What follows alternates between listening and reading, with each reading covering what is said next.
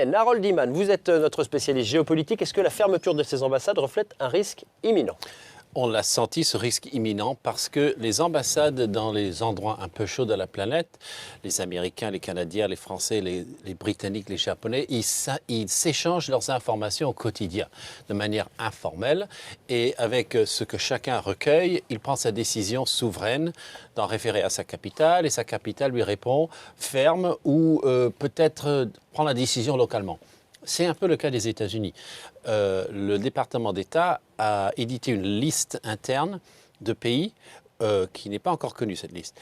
Et les postes diplomatiques dans ces pays ont eu ce message, décidez si oui ou non vous voulez fermer. Et la plupart ont décidé de fermer. Et comme la loi oblige les Américains de le dire, s'ils prennent des mesures pour leurs diplomates, ils doivent aussi le faire connaître à la population américaine d'expatriés, donc au grand public, ils l'ont dit. Donc on a un peu cette impression que c'était minuit moins 5 et que tout le monde s'est précipité pour fermer.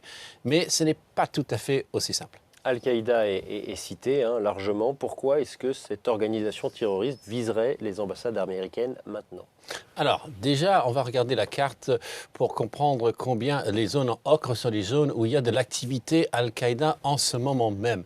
Et donc, les Américains ont eu une attaque à Benghazi, un attentat terrible sur leur poste consulaire le 11 septembre 2012.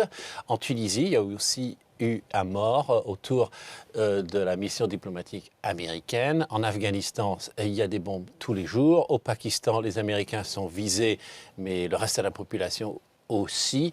Alors, pourquoi maintenant il y a un autre contexte, c'est que Barack Obama reçoit en ce moment même le président du Yémen pour lui remettre des prisonniers, enfin éventuellement, des prisonniers de Guantanamo qui seraient yéménites, qui seraient donc, eux, liés à Al-Qaïda. Donc Al-Qaïda ne peut pas souffrir que le président yéménite ramène dans ses bagages des membres d'Al-Qaïda pour les coffrer.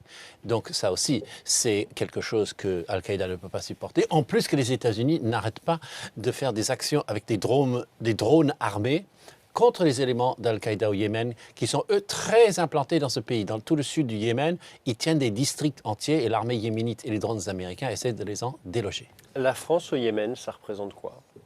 La France au Yémen, c'est 600 expatriés et peut-être encore quelques randonneurs irresponsables dans le contexte actuel. Et ça fait déjà un mois que là, vous voyez le site web des conseils aux voyageurs du Quai d'Orsay, diplomatie.gouv.fr. Depuis un mois qu'on sait qu'il y a un lien entre le risque pour les ressortissants français au Yémen et ce qui se passe au Mali, donc au Mali où on a attaqué bien sûr AQMI et mis en déroute. Donc vous voyez que AQMI est maintenant, et Al-Qaïda est mondialisé. Vous les attaquez dans un endroit, ils se vengent sur l'autre. Merci beaucoup Harold Iman pour toutes ces précisions.